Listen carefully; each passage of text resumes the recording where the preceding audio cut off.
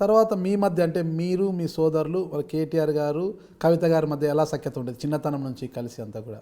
కవిత నేను చాలా బాగుండేదండి చిన్నతనంలో. కేటీఆర్ ఎప్పుడు కానీ బయట హాస్టల్స్లో అట్లా ఉండేది, కాకపోతే కొంచెం కేటీఆర్ తోటి యాక్సెస్ తక్కువ ఉండేది, కానీ కవిత నేను చాలా బాగుండేదండి. మీకన్నా చాలా చిన్నవారా కవిత గారు? చిన్నదండి, 7 years చిన్న. కేటీఆర్ గారు? కేటీఆర్ 5 years చిన్న. ఇప్పుడు మాట్లాడుతుంటారా మీ సిస్టర్తో మీ బ్రదర్తో ఏమైనా కూడా? లేదండి, మాట్లాడట్లేదు. ఇక్కడున్న మీ ఓన్ బ్రదర్స్ కూడా వాళ్ళతో రిలేషన్ లేదంటారా? లేదండి, ఇప్పటి వరకు లేదు. ఆలోచించి చెప్తున్నారు?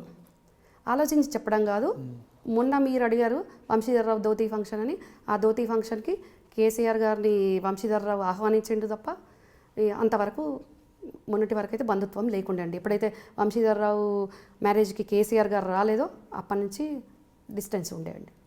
అంతే. ఇప్పుడు ఇంతలా మీరు కేసీఆర్ గారిని విమర్శిస్తుండడానికి కారణం కేవలం 2009లో మీ భర్తను విమర్శించి టికెట్ రాకపోవడానికి కేవలం అదే కారణం అంటారు?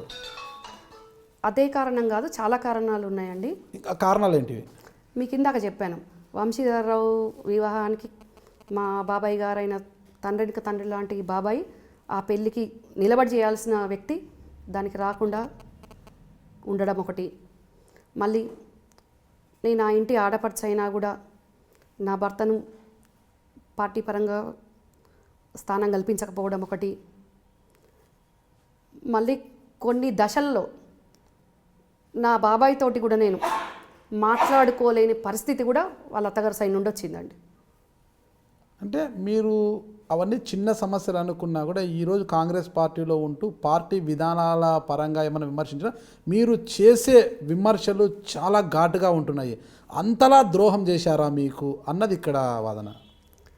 డెఫినెట్గా అండి. ఇప్పుడు మీరు అన్నారు చాలా చేసినారు, కాళ్ళు కడిగినారు. కాళ్ళు కడిగిన అల్లుడు ఆరోగ్యం బాగాలేదన్నప్పుడు ఒక్క దశలో ఇక ప్రాణం పోతుందని తెలిసి కూడా, తెలియక ముందు వేరు, తెలిసినాక కూడా ఆయన స్పందించలేదు. ఇక ఒక మనిషి ప్రాణాన్ని, ఒక బంధుత్వాన్ని కూడా గుర్తించలేని ఆయన్ను ఈరోజు ఆయన ఒక ముఖ్యమంత్రిగా తెలంగాణ ప్రజలను వాళ్ళ మనోభావాలను ఎట్లా గుర్తిస్తాడు, వాళ్ళ కష్టాలను ఎట్లా గుర్తిస్తాడండి? కాళ్ళు కడిగిన అల్లుడు, కాళ్ళు కడిగిన బిడ్డను. ఇంతకుముందు కూడా కేసీఆర్ గారు ఒక మాట చెప్పిండు, తెలంగాణ ఉద్యమం నడుస్తున్నప్పుడు, నేను తెలంగాణ కోసం గొంగల్ పురుగునైనా ముద్దు పెట్టుకుంటాను, తెలంగాణ ఉద్యమం కోసం గొంగల్ పురుగునైనా ముద్దు పెట్టుకుంటా అన్న ఆ వ్యక్తి, మరి నా భర్త కూడా నేను కూడా తెలంగాణ ఉద్యమంలో పనిచేసినాం. మేము చేసిన తప్పేందని ఆయన ఎందుకు ఈరోజు దూరంగా ఉన్నాడండి? ఎందుకు రాలేదండి హాస్పిటల్కి?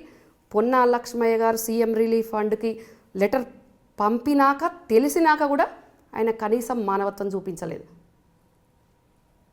ఆయనకు బంధుత్వం విలువ ఉందా, మానవత్వం విలువ ఉందా, మనుషుల విలువ ఉందా అని నేను అడుగుతున్నానండి. అదే బంధుత్వానికి మీరు విలువ ఇవ్వట్లేదు కాబట్టి కేసీఆర్ గారు రాలేదు అనుకోవచ్చు కదా? నేను బంధుత్వానికి విలువ ఇవ్వలేదు అనడానికి ఉదాహరణ ఒకటి చెప్పండి.